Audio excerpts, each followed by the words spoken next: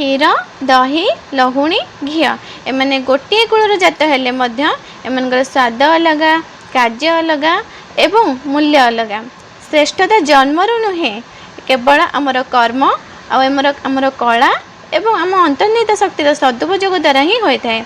नमस्कार, मु सुनीता दास सबुदिन भली आज गोटे क्षुद्र अनुचिंतामूलक गल्पटे कहबी। गल्पटी हेउची भविष्यतर योजना।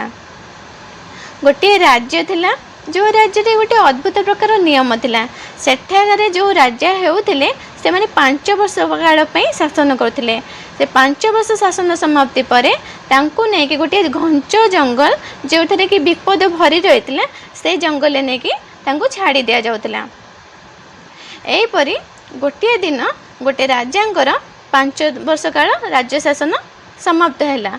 तांको मंत्री माने तांको सुंदर भाव वेश पोशाक परिधान करईदेले एवं तांको सजबाज करी नौकारे नहीं जंगल को छाड़ा जाउथिले।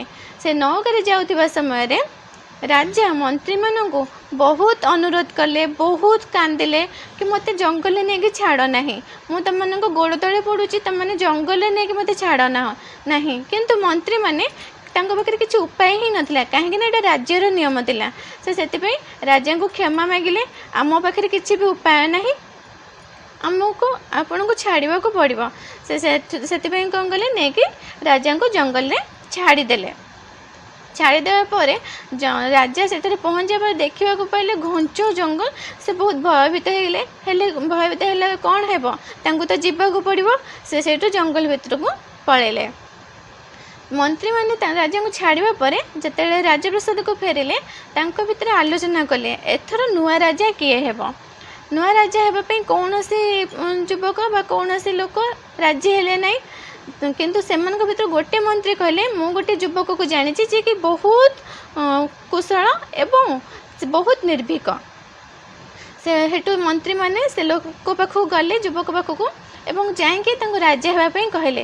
किंतु युवक जनक जेहेतु राज्यर नियम जानी जे 5 वर्ष हो गला नहीं कि विपदपूर्ण जंगल छाड़ा पड़ो। से युवक जनक राजा होगापी मना करदे। यापर मंत्री माने बहुत अनुरोध कले राजा होगापी। एठू युवक जनक बहुत कष्ट राजी हेले राजा होगापी। राज्य अभिषेक करागला एवं राजा कर दिगला।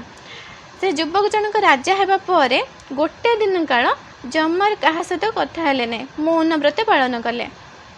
तापर से मंत्री मान को डाकिले एवं कहले मोर 5 वर्ष काल शासन है मते जोटिक नहीं छाड़ मते से जंगल देखा मु चाहूँगी, मते से तुम नहीं जाओ। मंत्री मैंने से राजा कथा शुणिकी राजी हेले एवं तांको नहीं जंगल देखेले। राजा जेमती देखी से जंगल बहुत विपदपूर्ण जंगल जोठार कि घंच अरण्य रही बहुत विपदपूर्ण पशु मैंने रही, बहुत हिंस्र पशु मैंने रही। सेठारे गोटे लोक भी गोटे दिन बंचा कष्टकर। सेठा परिस्थिति परिवेश को देखिकी राजा राजप्रसाद को फेरिले एवं किछि दिन काल से योजना करिले कौन करेंगे से योजना करिले एवं गुप्त भाव से जंगल रे गछ गुड़िक काटिदेले एवं सेठार जो जी सब पशु मैंने हिंस्र पशु मैंने अन्य जगह को स्थानांतरित करदेले। एटा प्रथम वर्ष काल भितर से समाप्त कले। राजत्व काल द्वितीय वर्ष से कौन कले जे सेठारे थिबा अन्य सब परिवेश गुड़ी को सफा सुतरा कले जोठारे कि आराम से जनबसति बास हो पारिबो। तापर तृतीय वर्ष से कौन कले जे सेठारे कृषि कार्य पे सुविधा करदेले, लोक मैंने केमती आराम रे चाष काम करें से सुविधा करदेले। एहीपरि 4-5 वर्ष काल भितर 5 वर्ष राजत्व काल भितर से किछि ना किछि सेठी परिवर्तन कले एवं सेठार जनबसति स्थापन पे बहुत सुंदर परिवेश करदेले जोठारे गोटे लोक गले से आराम से बसबास कर निज जीवन बीते पारिबो।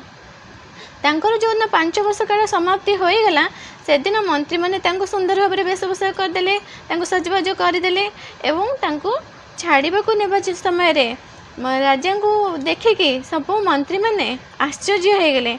ए राजा केमती हसी पार्छंती ସେଥିପାଇଁ मंत्री मैंने राजा को प्रश्न कले आपण केमती हसी पार्टी सबू राजा जीवा समय दुख प्रकाश करती कांदती भयभीत हो जाती किंतु आप निर्भीक भाव में जाऊँच आपण एपरी निर्भीक हबार कारण कौन एटू राजा सुंदर भाव उत्तर देले आमे जिते जन्म होचे से आमे कांदुचे समस्ते हसुंट किंतु आमे एपरी कर्म करवा उचित आमे जिते जीवा से समस्ते कांदे आमे हसी हसी जावा उचित से मो 5 वर्ष काल भितर जी मु अर्जन करी से अर्जन मूल्य गुड़ी को मोर अଯଥା खर्च न करी से बसति स्थापन करने जी आवश्यक मु सब सुविधा ये करदे जहाँफल कि मुझे सुंदर भाव में जीवन बीते पार सहित मो पर जो राजा मैंने आसवे से सुंदर भाव में जीवन बीते पारे तो आम एथर आज शिखिले जे भविष्य में आमको उन्नत बा सफल होगाकू हेले